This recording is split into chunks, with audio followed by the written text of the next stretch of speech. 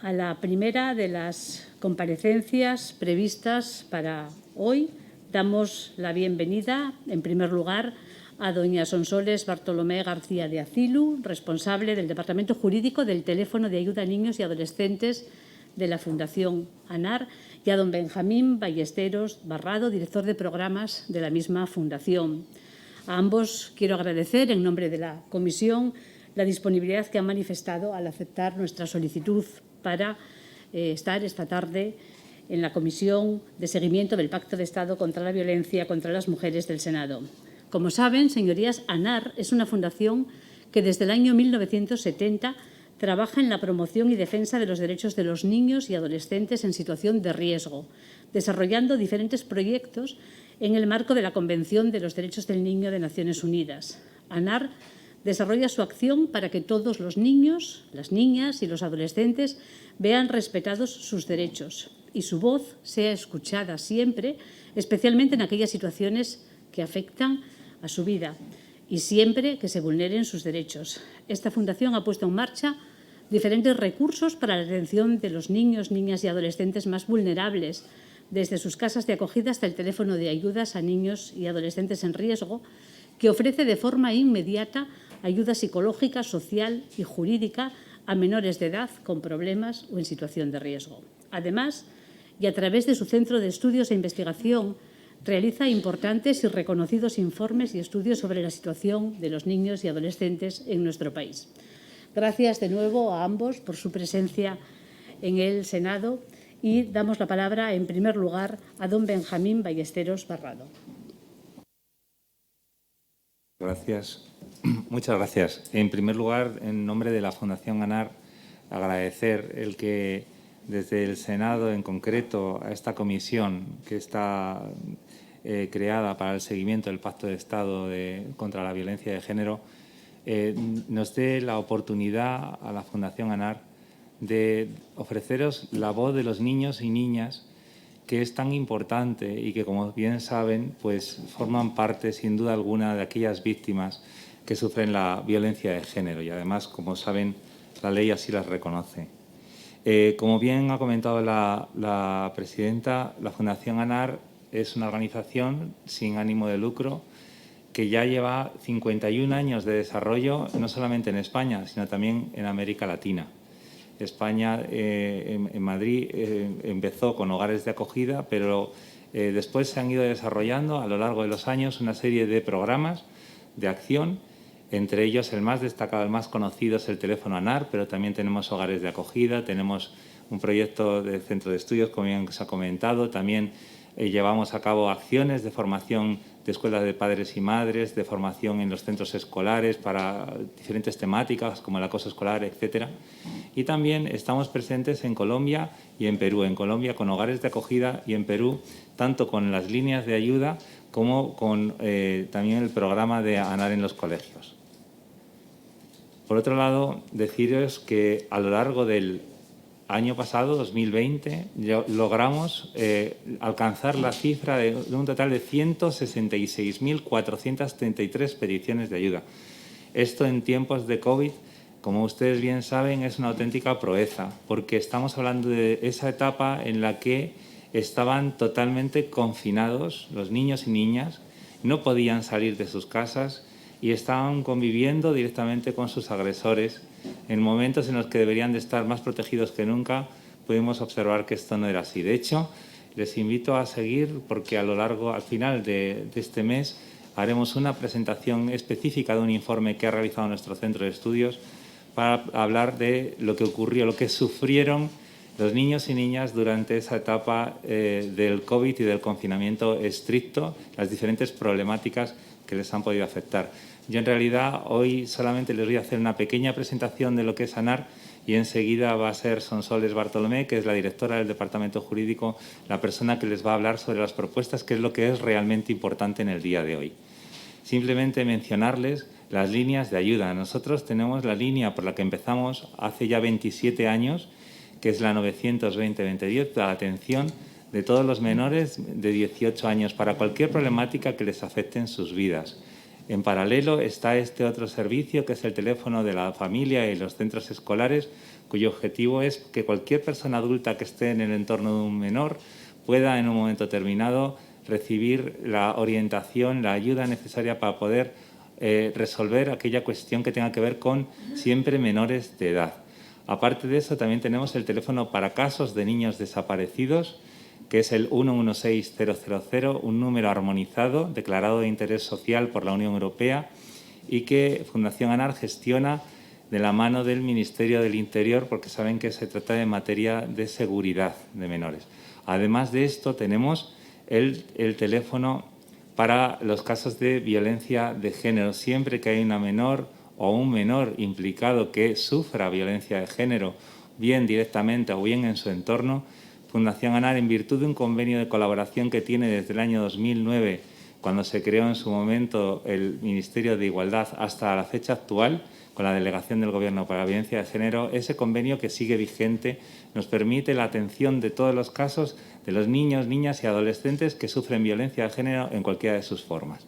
Además de esto, tenemos el teléfono del acoso escolar, junto con el Ministerio de Educación. Y, por último, como les comentaba anteriormente, las tecnologías ya no son nuevas, forman parte de lo que es nuestra realidad y, por supuesto, más aún en lo que tiene que ver con los llamados nativos digitales, que son los adolescentes. Y, por tanto, el chat ha sido una de las claves esenciales para poder, sin poner en riesgo a las víctimas, ser capaces de entrar donde nadie más lo podía hacer, en aquellos momentos en los que había un freno que había desaparecido, que es el centro escolar. Durante ese tiempo, estos niños y niñas estaban sufriendo directamente y gracias al chat, que permitía el borrado en el lado de la víctima, nosotros pudimos acceder a poder ayudarles.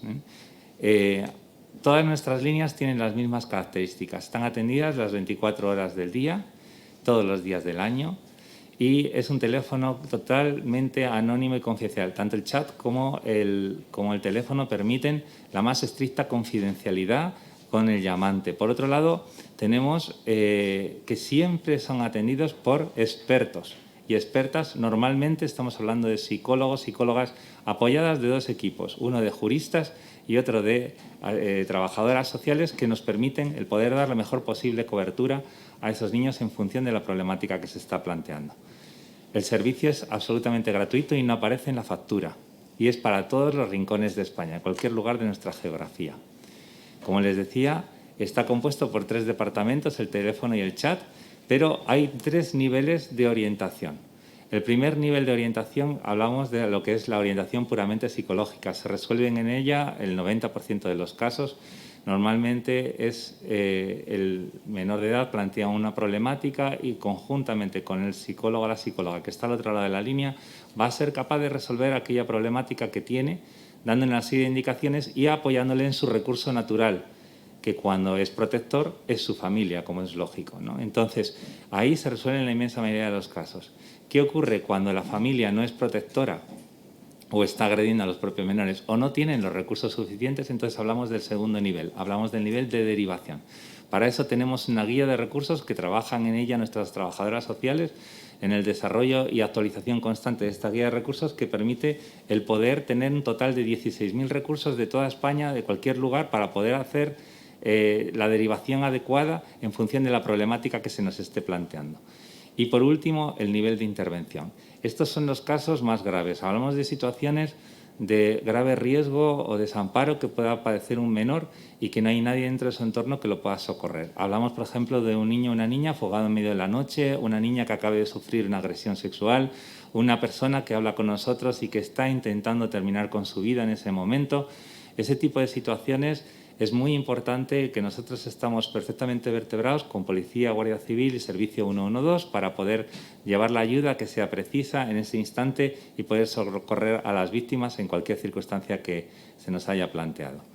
Por tanto, las líneas de ayuda ANAR tienen, digamos, que diferentes pasos, ¿no? Por un lado, por supuesto, somos esenciales a la hora de hacer prevención, porque muchas veces cuando hablan con nosotros están tanteando, están hablando de problemáticas que no les afectan o que les preocupan, pero que no se han atrevido a contar a nadie antes. Y ahí las psicólogas pueden hacer un trabajo esencial de prevención. También detección, por supuesto, de aquellas situaciones que de otra manera no saldrían a la luz, por supuesto, notificación. Y, por último, nuestros departamentos hacen un seguimiento siempre que se lleva a cabo algún tipo de intervención o de derivación para asegurar que el menor de edad salió de la situación de desprotección que le estaba afectando. Por supuesto, trabajamos como es lógico, por tanto, decimos que somos la puerta de entrada al sistema de protección lo somos porque somos un canal que enlaza uno con otro y trabajamos con todos los organismos que tengan que ver con la protección a la infancia. Simplemente como adelanto, hablarles de los motivos de llamada que a lo largo del año pasado pudimos atender. Como les decía, vamos a hacer luego una comparativa, no en el día de hoy, pero como antes de que termine este mes haremos en rueda de prensa y les invitamos a que nos sigan con lo que les pudo afectar durante el COVID. Simplemente comentar que ha habido dos grandes bloques de cosas enormemente preocupantes. Si sumamos todos los tipos de violencia que afectaron a los niños, niñas y adolescentes, nos encontramos que en rojo son las llamadas o las consultas que realizaron los menores de edad, y en gris son las de las personas adultas que estaban en su entorno. Ahí vemos cómo la inmensa mayoría de los casos tuvieron que ver con la violencia en cualquiera de sus formas, tanto por una línea como por la otra, suponiendo el 43,8% en el caso de los niños y niñas y el 58%, casi un 60%. Insisto, en tiempos de COVID, en tiempos en los que había confinamiento, donde supuestamente debían estar más protegidos que nunca. Y ahí ven las diferentes temáticas, diferentes problemáticas que les han afectado. Y la otra, que suba muchísimo, como pueden ustedes observar, tiene que ver con los problemas de carácter psicológico. No solamente hablamos de duelo, de tristeza, etcétera, que era esperable durante esa etapa cuando estaban falleciendo personas queridas, sino también por las problemáticas y la violencia que estaban ellos sufriendo debido a la situación de confinamiento estricto, que llevaban incluso a que creciesen problemáticas como los intentos de suicidio y las autolesiones de una manera realmente alarmante. Pasamos de un 2% hasta casi un 8% en un momento determinado. En cuanto a lo que es la atención de violencia de género, que es el motivo que nos trae hoy aquí, decir, como comentábamos anteriormente, que desde el año 2009 nosotros tenemos suscrito un convenio de colaboración para la atención de todas las víctimas, sean menores de edad que están viviendo la violencia de género directamente porque ven cómo su padre agrede a su madre y por tanto también les afecta y les agrede a ellos, o como aquellas situaciones en las que en un momento determinado las adolescentes en sus primeras relaciones sentimentales ya están sufriendo la violencia de género. Les vamos a contar simplemente unos datos generales antes de entrar a lo que son las propuestas para que conozcan algunos resultados. Desde que nosotros empezamos en el año 2009 hasta hoy, estos son el número de casos que nosotros hemos ido atendiendo año tras año. Como pueden observar, ha ido en crecimiento progresivo a lo largo de toda esta década, a lo largo de 11 años. Y de hecho, donde teníamos un caso en el año 2009, tenemos 10 en el año 2020. Consideramos que esto es un gran logro. No es una preocupación enorme pensar que es que ha habido muchos más casos. No, es que estamos siendo capaces de llegar a estos niños y estas niñas que están en este tipo de situaciones, ya saben que existe nuestro recurso y están llamando y están pidiendo ayuda para resolver esa preocupación que les tenía. A lo largo de todo este tiempo hemos podido atender un total de casi 180.000 llamadas a lo largo de estos 11 años. Mencionar también otra buena noticia que consideramos importante en la Fundación, aunque es relativamente buena noticia. Observamos que desde el año 2015 al 2019 esta es la percepción, la falta de conciencia que tenían las adolescentes cuando hablaron con nosotros sobre si sufrían la violencia de género. Habrán observado que ha aumentado sensiblemente. Hemos pasado de un 35,8% a un 44,9%, las que sí identificaban que había violencia de género cuando hablaron con nosotros. La mala noticia es que todavía, a fecha de hoy, el 55,1% de los casos que hablan con nosotros nos llaman por otra temática, nada que ver con violencia de género y sin identificar que se trata de violencia de género, lo que ellas están sufriendo en sus primeras relaciones sentimentales. Es la psicóloga experta la que les va a ayudar a tomar conciencia de esa problemática. En cuanto a algunos datos, como digo, sería muy extenso y no es motivo del día de hoy porque el motivo tiene que ver con las propuestas que queremos hacer a esta comisión, pero si queremos sepan algunos datos, por ejemplo, en cuanto a lo que son las víctimas de violencia adolescentes, que son aquellas que sufren la violencia en sus relaciones sentimentales, la edad media se sitúa en casi 16 años, pero llama mucho la atención que tenemos entre los 12 y los 14%, entre los 12 y los 14 años, un 16,1% de casos que ya sufren violencia de género en estas edades tan tempranas. Y sus familias muchas veces no son ni siquiera conscientes de que tienen relaciones sentimentales. ¿Con quiénes viven? La mayoría de ellos viven con su padre, con su madre o con ambos padres. Pero fíjense en este dato que también resulta de gran interés. 1,5% menores de edad ya viven con sus parejas, las que les están agrediendo. 1,5%. En cuanto al identificador del agresor, vemos que el novio es en el 51,3% y dramáticamente observamos que un 48,7%, bueno, dramático es todo, como bien saben, pero llama la atención que cuando ha terminado la relación sentimental, casi la mitad de las víctimas de violencia de género adolescente, sus parejas, sus exparejas, continúan ejerciendo esa violencia sobre ellas. Fíjense también en otro dato que a nosotros nos parece estremecedor. Estamos hablando de que casi el 50% de los casos analizados era una persona mayor de edad la que estaba ejerciendo la violencia de género sobre nuestras niñas, nuestras adolescentes. En cuanto a lo que es la descripción de la violencia, es otro dato muy importante. Estamos hablando de hasta qué punto esto puede dañar y hacer daño, no solamente crear un problema, sino que crea una alta probabilidad de tener un trauma complejo a estas niñas. El hecho de que han sufrido la violencia de género casi la mitad durante más de un año y de forma diaria prácticamente en un 55,7% de los casos. En cuanto a los tipos de agresión, en el 100% de los casos había agresión psicológica. Hablamos de un 67% con violencia social, con un 44,3% física, con un 28,2% sexual y contra los derechos sexuales en un 5,5%. En cuanto a los niños y niñas que viven, los menores de edad que viven con sus padres y que están viendo cómo su padre agrede a su madre y por tanto son víctimas directas de esa violencia, simplemente destacar algunos datos, ¿no? Como quien llama principalmente suele ser o la familia o la madre alertada o preocupada por la situación que están padeciendo estos menores de edad. La madre principalmente. ¿Qué sería de ellos si ella no fuese consciente y fuese capaz de hacernos una llamada y trasladar la situación que están viviendo en casa? Y otra cosa que también resulta de gran interés es aquella que tiene que ver con el perfil del menor que ha sido expuesto, ¿no? Estamos hablando de que casi siempre, todos los años tenemos una cierta paridad. Este año prácticamente continúa siendo así. Es decir, que estos problemas los están afectando prácticamente por igual, pero siempre hay un porcentaje mayoritario de mujeres, en este caso un 56,8% que sufren esta violencia. En cuanto a la media de los hijos, estamos hablando de que normalmente las familias que hablan con nosotros tienen una media de 2,1 y que son los 2,1 hijos que son los que están sufriendo este tipo de violencia.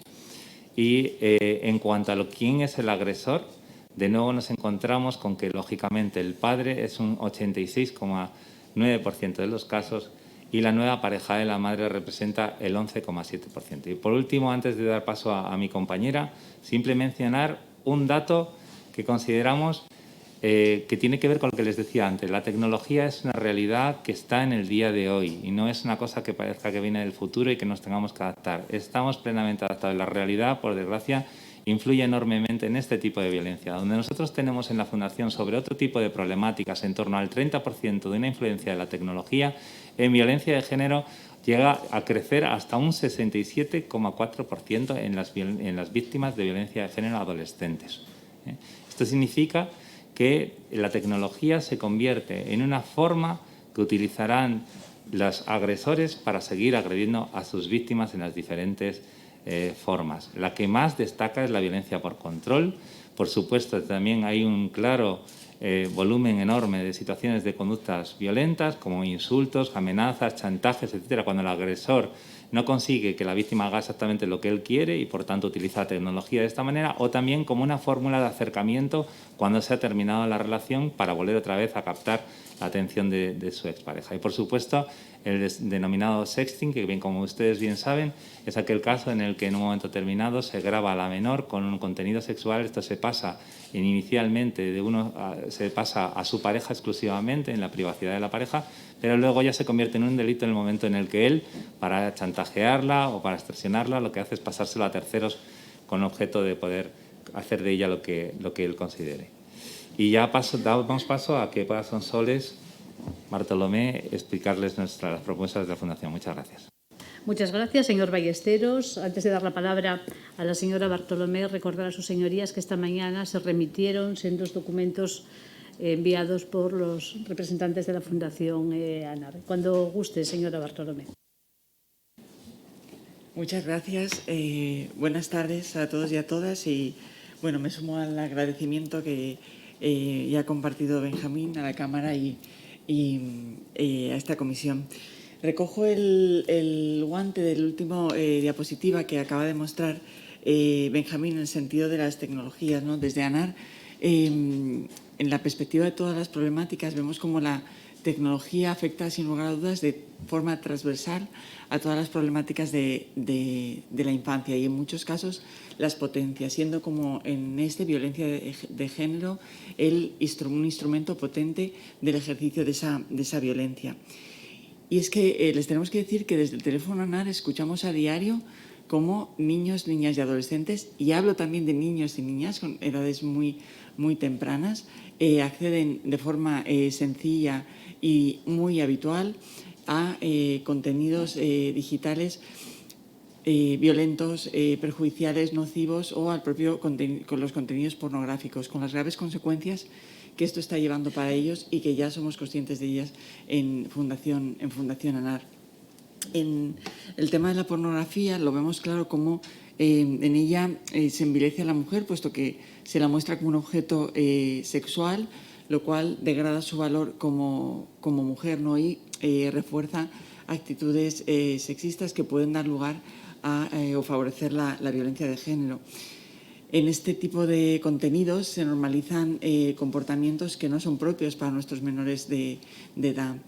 Para ellos lo reiterado se convierte en normal, viendo que generan patrones de conducta de grave riesgo para ellos y en muchas ocasiones también delictivos, ¿no?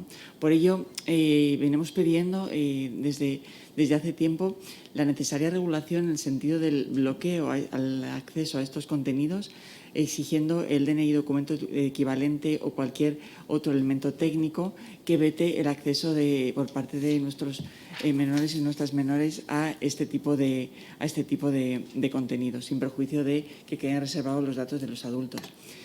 Ante esta realidad que venimos observando desde hace años, en el año 2019 sentimos la necesidad de actuar en positivo y por ello elaboramos desde Fundación ANAR la Carta de Derechos Digitales de Niños, Niñas y Adolescentes, que contó con el respaldo de la Agencia Española de Protección de Datos, con quien fue presentada juntamente con ANAR en noviembre de ese mismo año con motivo de la celebración de la Convención de Derechos del Niño y que además fue suscrita por las asociaciones que representaban la totalidad del sector tecnológico.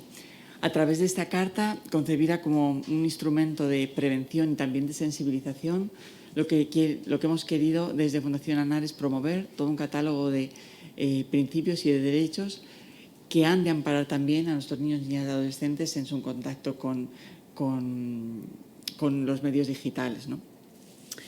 Continuando con nuestras propuestas, consideramos esencial el acceso de toda mujer víctima de violencia de género con hijos a cargo, así como de la adolescente víctima de un agresor mayor de edad, a un juzgado exclusivo de violencia sobre la mujer. También en los juzgados de menores, que son aquellos que conocen de los casos cometidos por personas menores de edad, debería existir uno especializado en violencia de género para los agresores menores de edad de este tipo de violencia.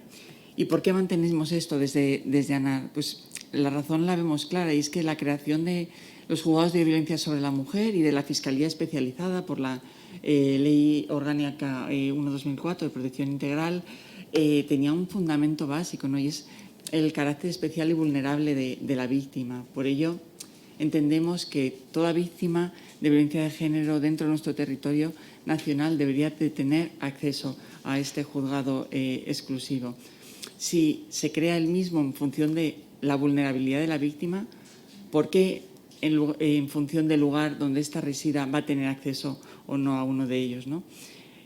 Por supuesto, la tutela judicial la tienen garantizada, pero en este caso habrán de pasar por un juzgado de instrucción que asume las competencias civiles y penales derivadas de la violencia de género, pero que también va a tener que instruir el resto de las causas por todos los delitos previstos en nuestro Código Penal.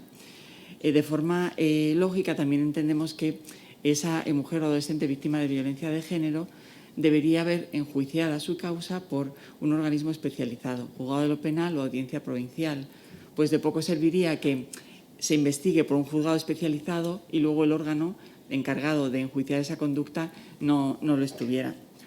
Simplemente a modo de ejemplo, y según los últimos datos publicados del Consejo General de Poder Judicial, voy a referirme a una comunidad, por ejemplo, en Castilla-La Mancha, con una población de 2.043.128 habitantes.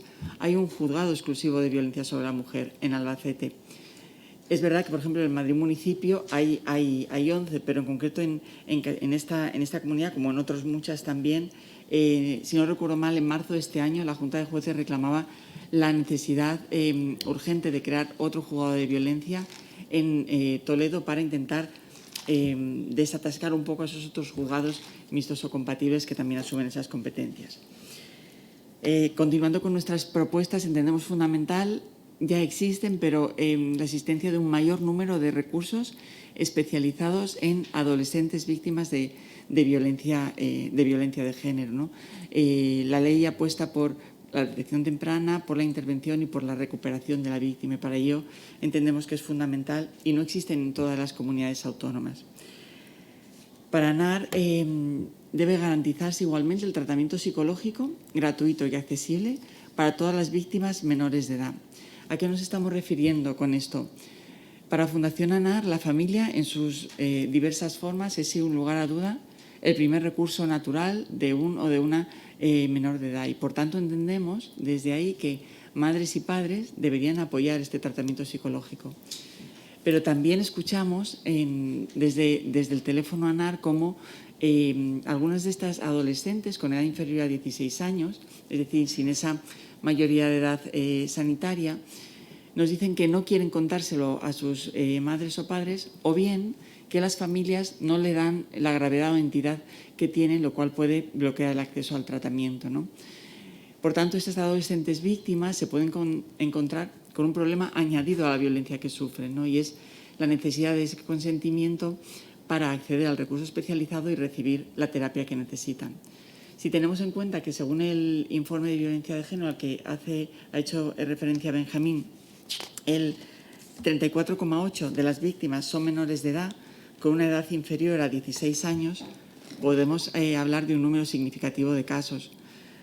¿Cómo desbloquear este conflicto? Yo creo que entre todos tenemos que buscar una solución, puesto que si no, alguna de esas adolescentes no va a recibir nunca el tratamiento psicológico que precisa, pudiendo tener secuelas emocionales para toda su vida adulta.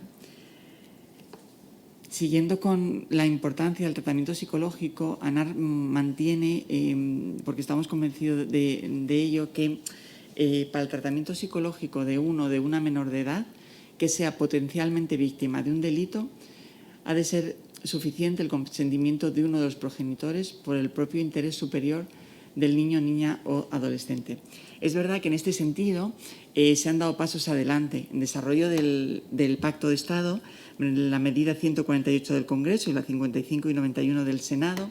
Es en agosto de 2018 cuando se modifica el artículo 156 del Código Civil, que es el que regula la patria potestad en el sentido de desvincular la intervención psicológica con estos menores de edad expuestos a la violencia de género del contenido de la patria potestad, de forma que esa asistencia psicológica a estos menores de edad va a quedar fuera del catálogo de actos que requieren una decisión conjunta de ambos progenitores en el ejercicio de la patria potestad. Bastará, por tanto, esto lo circunscribe el 156 cuando haya sentencia condenatoria mientras se cumple o cuando el progenitor esté incurso en un procedimiento penal por atentar contra los hijos o contra el otro progenitor. En estos casos bastará, por tanto, el consentimiento de uno de los progenitores, debiéndose el otro informado. Se ha profundizado aún más en esta reforma. En la primera semana de junio hemos tenido dos leyes muy importantes que venían siendo muy esperadas, las dos con la misma numeración, pero una orgánica que es la 8-2021 de protección integral, infancia y adolescencia frente a la violencia, y la otra ley ordinaria 8/2021 que modifica la legislación civil y procesal para el apoyo a las personas con discapacidad. Pues bien, a través de esta segunda ley se ha vuelto a modificar este 156 en el sentido de añadir una posibilidad más y también muy importante, señalando que lo que acabamos de decir, es decir, esta suficiencia de consentimiento de unos progenitores, también será aplicable aunque no se haya interpuesto denuncia previa, siempre que la mujer esté recibiendo asistencia en un recurso especializado de violencia sobre la mujer y medie un informe por parte de este recurso acreditando esta situación. Sin lugar a dudas, son modificaciones importantes y que cuentan con toda nuestra valoración, aunque entendemos que debemos seguir en el camino de las reformas para lograr ese objetivo más ambicioso de que para el tratamiento psicológico de cualquier menor de edad potencialmente víctima de un delito sea suficiente el consentimiento de uno de los progenitores. Hablaba antes la presidenta de los últimos datos, los últimos días y la barbaridad con la que nos estamos encontrando, ¿no? Desde Fundación ANAR sí hemos reflexionado que a fin de que intentar evitar que se multipliquen las víctimas de violencia de género, es fundamental que cuando el agresor sea un menor de edad esté obligado a recibir el tratamiento psicológico y educativo necesario para evitar que continúe buscando víctimas en las que repetir sus conductas. Por otra parte, el tratamiento psicológico está especialmente indicado, puesto que en el momento evolutivo en el que se encuentra el agresor es posible todavía revertir estas actitudes violentas y machistas. Continuando con nuestras propuestas, solicitamos la no aplicación de la dispensa de obligación de declarar, prevista en nuestro 416 de la Ley de Enjuiciamiento Criminal, a toda mujer, adulta o adolescente, víctima de violencia de género cuando vaya a declarar en tal contexto, ¿no? Se trata de facilitar su intervención en un procedimiento penal en la medida de lo posible, que ya por sí es muy duro y desgastante para la víctima, con todas las secuelas emocionales que ésta viene padeciendo, ¿no?, a consecuencia de la violencia de género. Es una apuesta por su protección y por facilitarle la ayuda necesaria para que pueda salir de esa violencia. Si nos fijamos, y bueno, estoy en un foro privilegiado en ese sentido, en el perfil de las víctimas de violencia de género, vemos cómo su voluntad suele estar viciada por el control y la sumisión que ha logrado el agresor en su relación afectiva. Y por ello entendemos que deberíamos evitar que con el ofrecimiento de esta dispensa vuelva a surgir el miedo y la confusión en la mujer al tener que reconsiderar ese paso tan importante que ha dado de la denuncia, provocando de nuevo dudas en ella. En este sentido, el Pacto de Estado, en concreto las medidas 117 del Congreso y 250 del Senado, hace referencia a esta situación en el sentido de evitar los espacios de impunidad para los maltratadores que puedan derivarse de las disposiciones que regulan esta dispensa de la obligación de declarar. Es cierto que en la Ley de Protección de Infancia y Adolescencia frente a la violencia se modifica este artículo 416 para determinados casos, pero no se llega a esta modificación global que desde ANAR consideramos esencial. La Ley Orgánica 1/2004, ANAR también lo venía manteniendo desde hace mucho tiempo, considera que los niños, niñas y adolescentes que viven en un hogar donde existe violencia de género, Benjamín lo ha ido resaltando durante toda su intervención, son víctimas directas de esta violencia. Y aquí quiero resaltar, porque me parece muy importante, la medida del Senado, la medida 45, porque les reconocemos como víctimas en la ley. ¿Y esto en qué se traduce, ¿no? Y es ahí la medida 45 del Senado cuando señala la necesidad de impulsar la aplicación práctica del reconocimiento de los y las menores como víctimas de violencia de género, de forma que haya una conexión entre la violencia de género de la madre y la experiencia victimizadora de los hijos. En el ámbito penal, es verdad que con la modificación de la Ley de Enjuiciamiento Criminal se ha introducido un cambio en el artículo que regula la orden de protección, el 544-ter. Y en este sentido se prevé que cuando el juez dicte una orden de protección con contenido penal hacia la mujer, un alejamiento, y existan indicios de que los hijos o hijas comunes han convivido, han sufrido esta violencia, el juez no establecerá o suspenderá el régimen de visitas, comunicaciones y estancias del inculpado con esos hijos comunes. Pero no se queda ahí la reforma. Añade que, no obstante, el juez, a petición de este inculpado, podrá establecer o no suspender ese régimen de visitas, debiendo fundamentar el interés superior del menor. Por tanto, una vez entre en vigor la reforma, creo que el próximo día 22, nos podemos encontrar con una situación que escuchamos día a día o en muchas ocasiones desde el teléfono, y es como dictada una orden de protección por el juez porque considera que esa mujer está en situación objetiva de riesgo, se mantienen las visitas con el padre. Para Fundación ANAR es necesario, esta reforma es importante, pero dar un paso más en el sentido de que si protegemos a la mujer, hay que proteger también a los hijos. El Pacto de Estado también así lo preveía, es la medida 49 del Senado, aludiendo al carácter imperativo de la suspensión de las visitas en estos casos. Y los datos, en este sentido, lo ponen también de manifiesto. Es verdad que queda valoración del juez, pero en el informe del Observatorio contra la Violencia Doméstica y de Género del año 2020, si vamos al apartado de los porcentajes de en qué medida se han adoptado medidas de protección dentro de esas órdenes de protección hacia la mujer respecto de los hijos, vemos como en un 3,01 se ha suspendido el régimen de visitas, en un 0,72 la patria potestad y en un 4,27 la guarda y custodia, ¿no? Por eso nos hace reafirmarnos en la necesidad de esa suspensión automática. Y es que en el teléfono ANAR también les tenemos que decir que encontramos a muchas mujeres que no quieren denunciar porque no se les entiende que no se les va a garantizar que sus hijos se queden a solas o en esos periodos de estancia sin que ellas entiendan con el otro progenitor que les pueden proteger, ¿no? A muchas veces encontramos en los medios situaciones trágicas de fallecimientos o de agresiones y dicen, y la mujer no había denunciado, ¿no? Bueno, nosotros escuchamos que muchas veces detrás de esta denuncia existe este miedo. En el ámbito civil se ha trasladado también esta posibilidad de no establecimiento de régimen de visitas con la Ley de Apoyo a Personas con Discapacidad, que regula modifica el artículo 94 en su párrafo cuarto, dejando al juez igualmente esa valoración. Pero aquí también queremos incidir en el punto 5 de ese 94, en el sentido de que, por fin, se establece la prohibición, en todo caso, de que se establezcan regímenes de visita con el progenitor que se encuentre en situación de prisión provisional o por sentencia firme acordada en este tipo de procedimientos con los hijos comunes. Medida que igualmente estaba contemplada en el número 49 del Senado dentro del Pacto de Estado. Y es que en muchas ocasiones, por no decir a diario, desde el teléfono ANAR vemos cómo, producida efectivamente la separación de los progenitores, la violencia sobre la mujer se sigue manteniendo, utilizando para ello a los hijos menores de edad.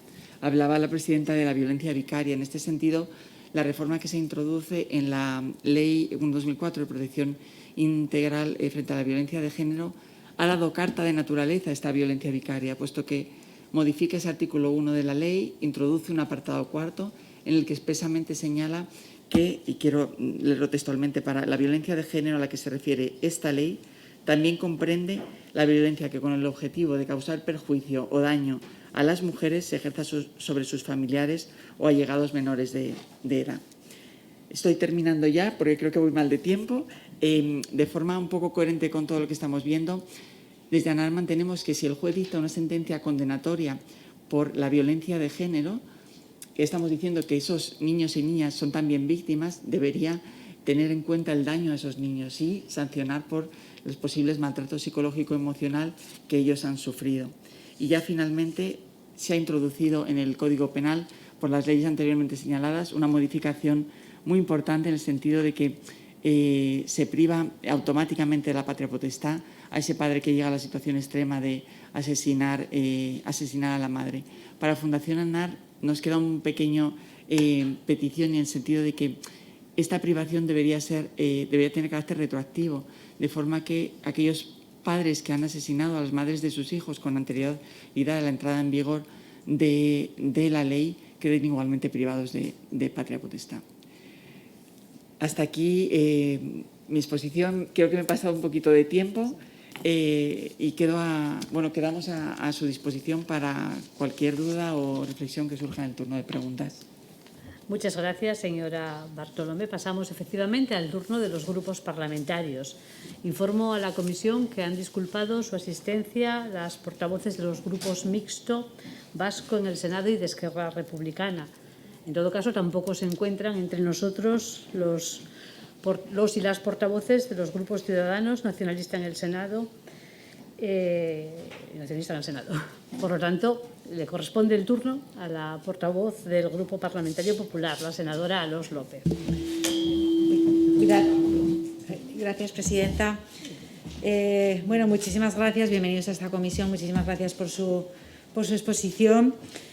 En unos días que están siendo realmente duros y que yo creo que más que nunca era acertada esta intervención, pero la verdad es que con mucha tristeza, mucho dolor y mucha incomprensión, porque a veces uno no se puede hacer idea de hasta dónde puede llegar la maldad humana, porque en este caso creo que no puede haber nada más que maldad cuando se actúa con los menores de esta manera, ¿no? Y además para hacer daño también a la madre. Hemos recibido efectivamente esta mañana la exposición, yo la he visto así rápido. Me había basado un poco en mis preguntas en un informe que ustedes tienen en su página web sobre el análisis de la evolución 2008-2019 de la violencia a los menores, y sobre estas cuestiones más o menos hay algunas cosas que ya han respondido, pero bueno, me gustaría hacerles algunas preguntas sobre cuestiones que me han llamado más especialmente la atención. En primer lugar, una que siempre he pensado y que estamos muy acostumbrados a ver que las mujeres porque así se ha determinado y creo que es muy útil, que las mujeres saben a qué teléfono llamar, porque permanentemente cuando hablamos de violencia de género en televisiones y demás, enseguida nos sale el 016. Mi pregunta primera es, ¿cómo los niños saben su teléfono? Porque yo ahora mismo, si pensaran que mis hijas tienen que llamar, no creo que supieran cuál es el teléfono.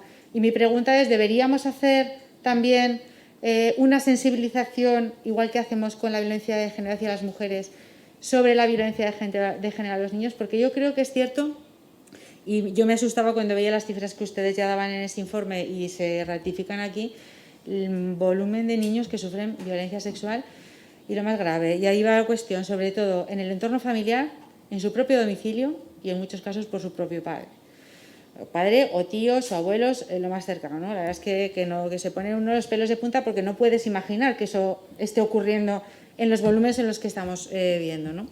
Entonces, allí también mi pregunta va dirigida a saber si los niños que están sufriendo esos abusos sexuales que llegan a ustedes, porque también he visto en este informe que hablaban de que no todos los adultos se muestran dispuestos a ayudar y que la madre denuncia.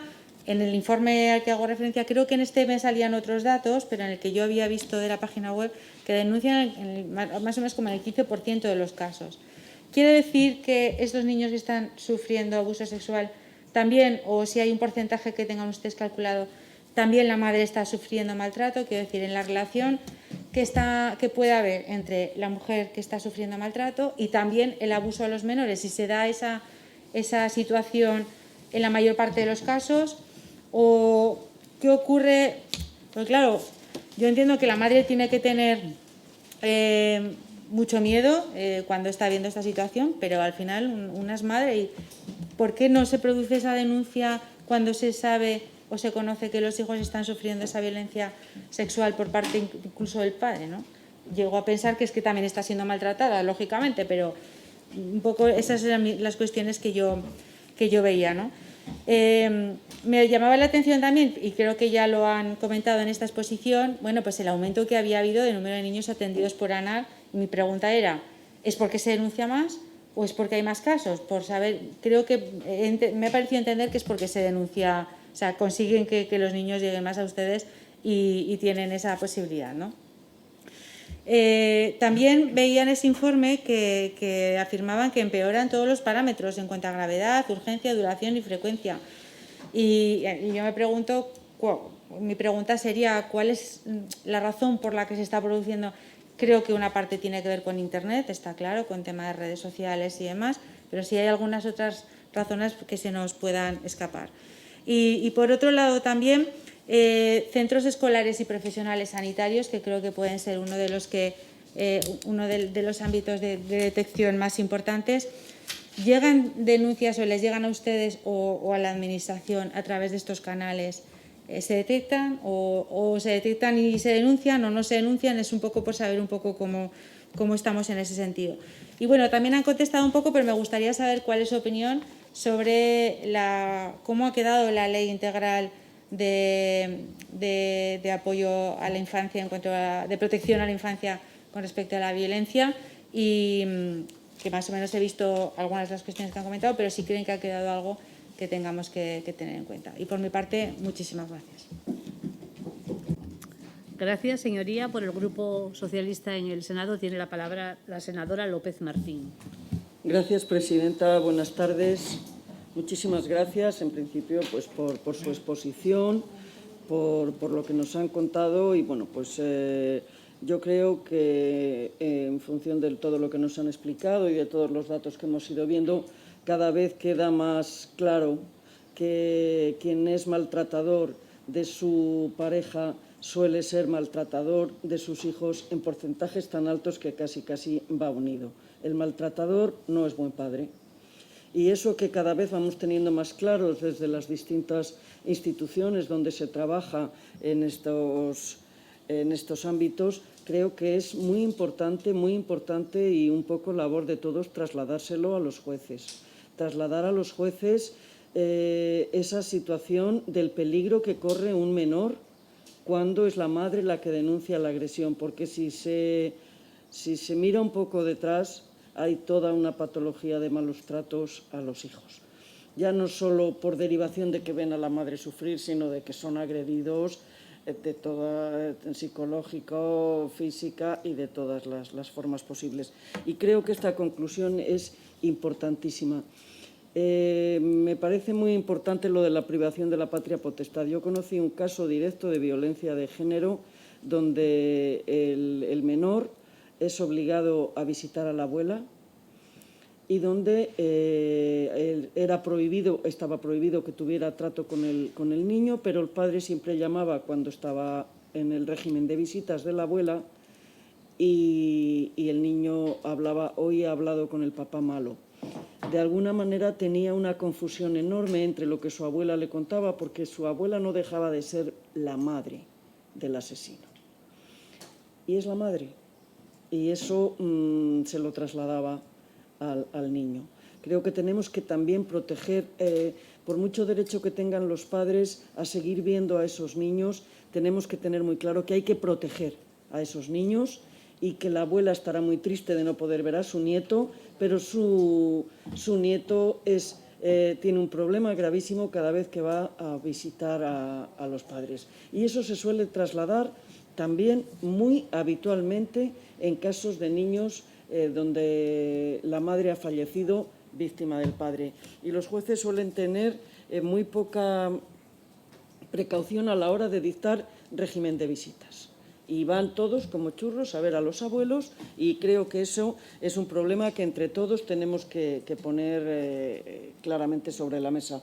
Luego me parece muy interesante las propuestas de la Fundación, muy interesante y además creo que enormemente acertadas. Lo del consentimiento de un solo progenitor para que le trate el psicólogo, es que ahí se para todo.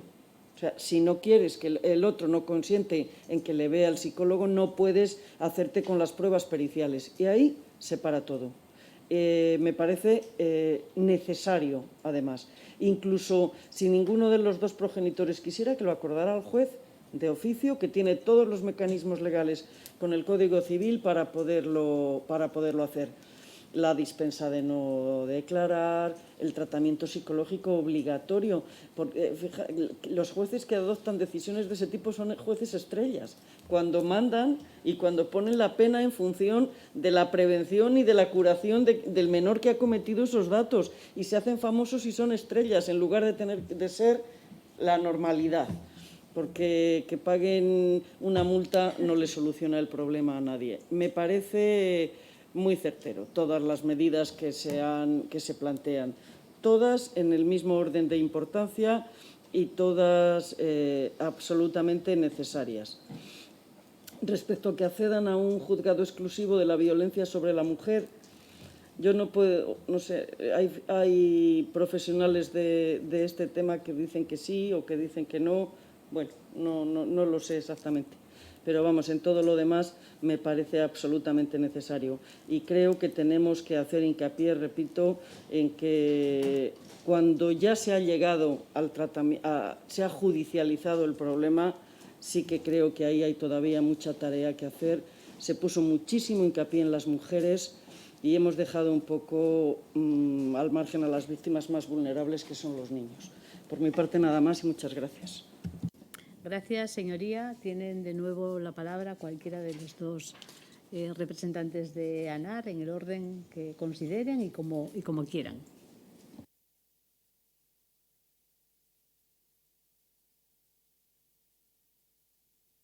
No estoy acostumbrada, perdón.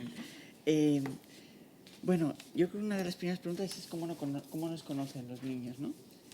Bueno, pues es una de las preguntas que nosotros también hacemos. Y es verdad que Internet es importante, es un medio de conocimiento importante, pero se complementa mucho con el boca a boca.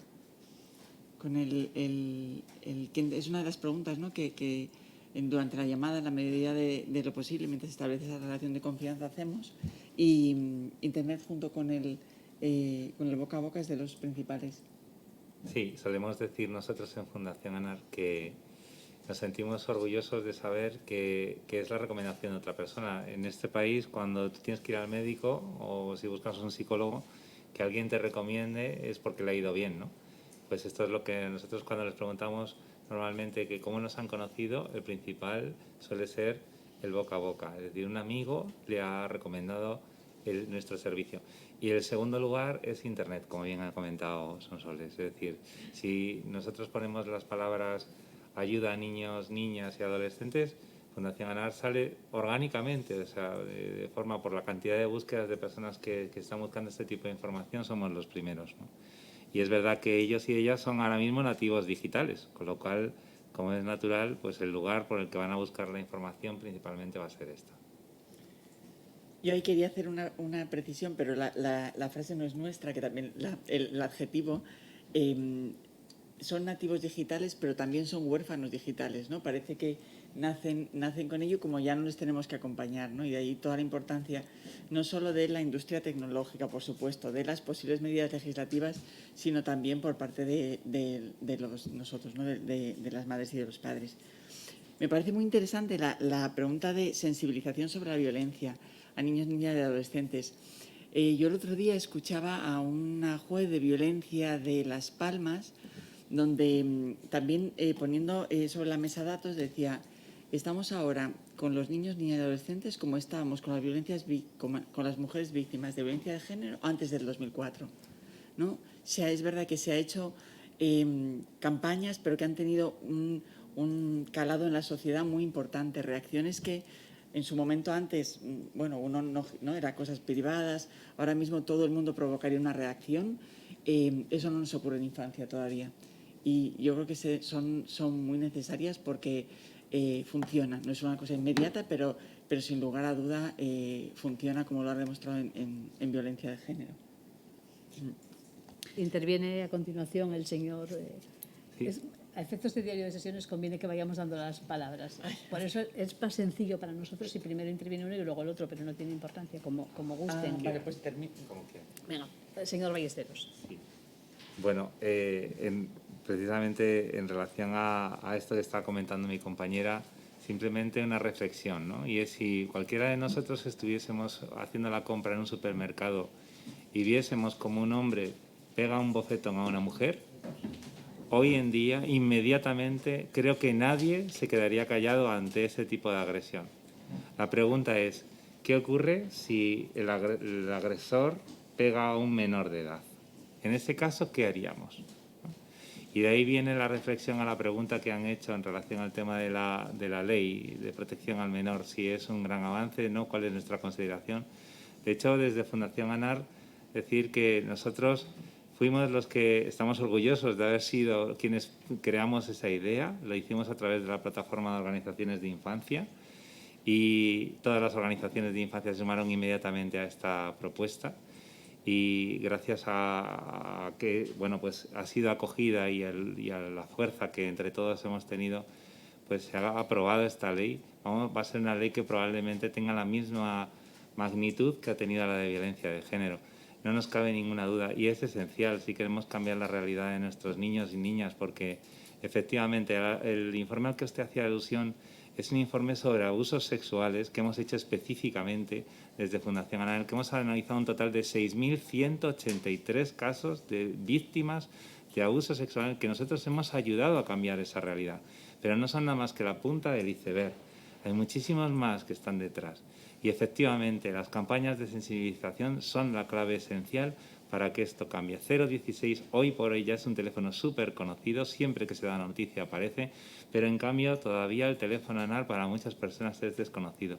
Necesitamos que se hagan campañas, que se den a conocer nuestras líneas, que se sepan que existen. Por ejemplo, ahora, durante el tiempo de la desaparición de estas niñas, el teléfono para casos de niños desaparecidos, hemos pedido muchas veces que por favor sea obligado, que siempre que se dé una noticia de la desaparición de un niño o una niña, sea por la causa que sea, que inmediatamente se ponga también el teléfono 116000. Trabajamos en red con todas las líneas de ayuda de Europa. Tenemos una versatilidad, una capacidad para cruzar fronteras inmediata entre nosotros y podemos conseguir restituir a los menores que en un momento determinado, gracias a esa cooperación internacional que tenemos y formamos parte del Centro Nacional de Desaparición, deberían de promocionarse también estos números.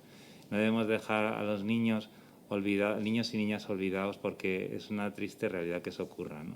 Porque aparte son nuestro futuro, su presente realmente es lo que les va a marcar para adelante. Fíjense en el dato que hemos dado, ¿no?, de la frecuencia y la duración de los problemas, ¿no?, en el caso de violencia de género. ¿Cómo van a salir bien estos niños si llevan viviendo un año esa violencia vicaria constantemente, ¿no? Ese aprendizaje que se va a interiorizar desde un punto de vista psicológico. Es esencial cambiar esta realidad. Así que muchísimas gracias. Sí, gracias, señor Ballesteros. Continúa la señora Bartolomé. ¿No? La nueva Ley de Protección Integral de Infancia y Adolescencia frente a la violencia marca un antes y un después. Estamos convencidos, como lo hizo la Ley 1/2004. Lo enlazo con una pregunta previa que ha hecho usted, y es: los centros escolares, los profesionales sanitarios nos llaman, detectan, nos llaman profesionales, es decir, nos llaman personas del entorno familiar, nos llaman padres, nos llaman madres, pero también profesionales de los centros escolares y de los centros sanitarios. Y ahí todavía nos estamos encontrando en ocasiones con, probablemente son muchos los profesionales que sí actúan, ¿no?, pero nos encontramos a veces con ciertas reticencias. El trabajo del orientador o de la orientadora, porque siempre nosotros, los abogados, las abogadas y las trabajadoras sociales no nos ponemos nunca en la llamada, toda la información se realiza a través del orientador. Ahí el trabajo de bueno, pues llevar a ese profesional, ¿no?, a ponerle en el punto de su responsabilidad es súper importante desde el teléfono ANAR. Y aquí la ley, yo creo que da pasos importantes. Primero, porque es una ley que lo aborda de perspectiva integral, parte de la prevención, parte de la sensibilización, apuesta sin lugar a dudas por la prevención, desde el propio ámbito familiar, potenciando desde ahí las posibles escuelas de madres y padres. En el ámbito escolar, obliga no solo a establecer ese plan de convivencia que ya están todos los centros escolares, sino también protocolos de actuación ante supuestos de maltrato, abuso, violencia de género, y además crea una figura que va a ser la figura de referencia en el centro escolar a la que los alumnos podrán dirigirse, ¿no?, que es el coordinador de bienestar. También lo hacen en el ámbito del ocio y del tiempo libre con la figura del delegado, ¿no? Y creemos que esto va a ser un impulso importante, ¿no?, como medida que centralice. Igualmente, en el ámbito sanitario, también se prevé la elaboración de un protocolo común por parte de esos profesionales. La ley regula la obligación, en principio, de todo ciudadano que conoce una situación de violencia de comunicarla, pero regula una obligación muy reforzada para los profesionales que tenemos encomendados de una u otra forma desde nuestra perspectiva, desde la de un profesor, desde un sanitario, la protección de los menores. Y siguiendo con la ley, sí quería decir que la ley nos ha introducido directamente en su articulado, ¿no? Señala como instrumento muy importante de prevención y también de detección precoz a las líneas de ayuda gratuitas a niños, niñas y adolescentes. No solo eso, sino que da un paso fundamental en relación con lo que decíamos y con lo que veníamos diciendo, y es que en los centros escolares, así como en aquellos centros donde residan otros niños, niñas y adolescentes, esta información sobre las líneas de ayuda debe estar a disposición y de forma clara para todos los niños, niñas que se encuentran allí, y además se les debe facilitar ese acceso, ¿no? Quisiera que comentes, Sonsoles, lo de la... Perdón, que estamos haciendo un... No tiene importancia. Disculpen por la incorrección. Tiene la palabra el Es que señor creo Ballesteros. que Tiene la ellos- palabra el señor Ballesteros. No, sí, perdón, si es que no quería yo comentar. Lo que quería era recordarle que no se olvide de comentar lo del acceso a los juzgados exclusivos de menores que ha preguntado la senadora. Bien, pues entonces devolvemos la palabra a la señora Bartolomé. Sí. Para nosotros es importante el acceso a ese juzgado exclusivo porque conocemos la realidad de esos otros juzgados compatibles o mixtos. Tanto por lo que escuchamos como bueno, el haber estado también, ¿no?, como abogado ante los tribunales, te da la perspectiva, ¿no? Y es que la víctima de violencia de género, yo recuerdo a una fiscal muy implicada que decía, y entiéndame en este foro, es una mala testigo desde el punto de vista judicial. ¿Y por qué? Porque si no existe esa formación específica, sus contradicciones, sus ambigüedades, empezar relatando cosas niñas y dándole su tiempo y al final relatándote situaciones atroces, si no se tiene formación, pues puede parecer, bueno, pues que se contradice o que no tiene la suficiente credibilidad, ¿no? De ahí que para nosotros es fundamental que puedan acceder a un juzgado exclusivo de violencia de género. Nos pasa también y enlazo también con la ley, todavía no están creados, pero sí se prevé la creación de juzgados de violencia, infancia y adolescencia, también en el ámbito civil, en familia e incapacidad, pero estamos hablando de violencia. Hay uno que es una experiencia piloto en Las Palmas y que está funcionando magníficamente bien, y creemos que estos juzgados, con sus propias fiscalías, con los propios equipos técnicos, donde la ley prevé la especialización de todos esos profesionales, es fundamental.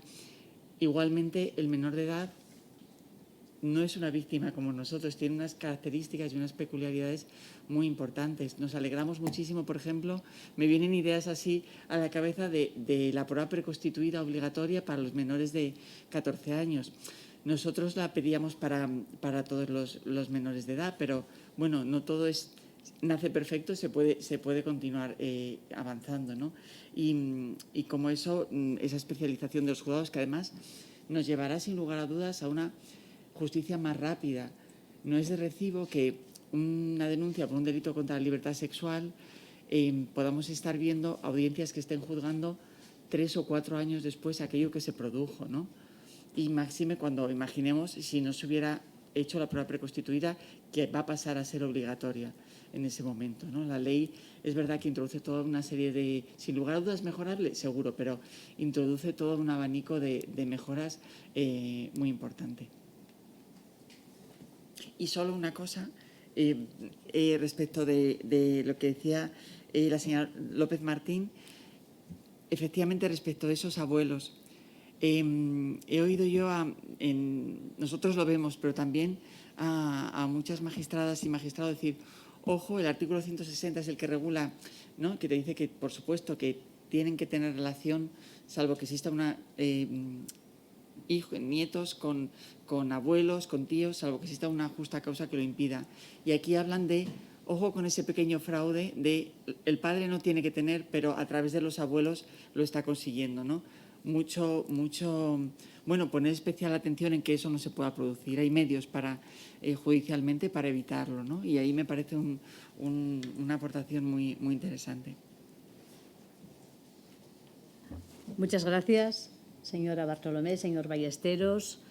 Muchas gracias por su presencia esta tarde en el Senado, en primer lugar, pero sobre todo por habernos trasladado de forma directa la experiencia de la Fundación ANAR en este trabajo de protección a los niños, a las niñas, a los y las adolescentes.